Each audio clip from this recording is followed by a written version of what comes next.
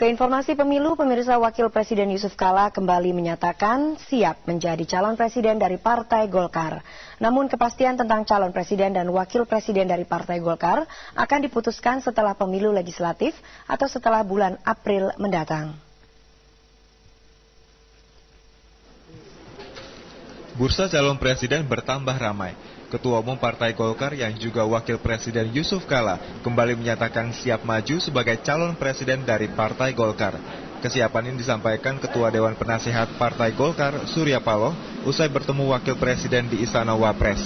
Menurut Surya Paloh, pernyataan kesediaan Yusuf Kala tidak akan mengganggu kelancaran jalannya pemerintahan. Saya tanya Pak Yusuf, ini benar nih? Sudah siap benar untuk jadi calon presiden saya dari Partai Golongan Karya. Ya insya Allah sudah siap. Ya. Jawabnya apa Pak? Siap. Insya Allah sudah siap. Saya tanya kedua Pak Yusuf. Ini kan masih ada masa waktu pemerintahan ini 8 bulan ke depan. Bagaimana hubungan pribadi dengan Pak SBY? Ya? Bagaimana jalannya pemerintahan ini? Saya terganggu enggak ini? Nah, sebagai ketua Anhat tentu saya menanyakan hal ini. Tapi saya lihat ada komitmen nampaknya yang cukup mendasar dari kedua pemimpin negeri ini, Pak SBY dan Pak Kala, ya, Pak Yusuf dan Pak SBY ini, ya, yang sama-sama ingin tetap menjaga harmonisasi hubungan yang cukup baik. Pemerintahan harus tetap berjalan secara efektif. Ya. Artinya masyarakat tidak harus terganggu dengan adanya pendeklarasian pencalonan Pak Yusuf sebagai capres. Ya. Sebelum pertemuan, Surya Paloh dan Wakil Presiden Yusuf Kala sempat berpelukan. Surya mengatakan hal ini menandakan kehangatan hubungan antara Ketua Dewan Penasehat Partai Golkar dengan Ketua Umum DPP Partai Golkar.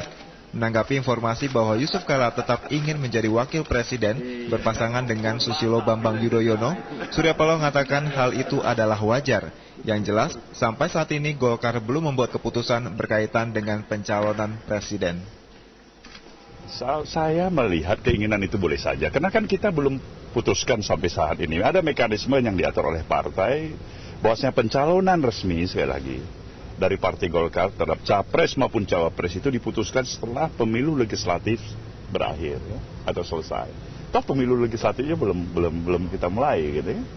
Jadi keinginan seperti itu. Tapi begitu nanti hasil daripada keputusan partai secara resmi telah memutuskan, saya pikir tidak ada alasan siapapun untuk berkeinginan ya, berbeda pandangan, berbeda polisi dengan amanat daripada partai. Tentang koalisi, Surya Paloh mengatakan terbuka kemungkinan koalisi Golkar dengan lebih dari satu partai, karena koalisi bukan hanya untuk pencalonan presiden dan wakil presiden.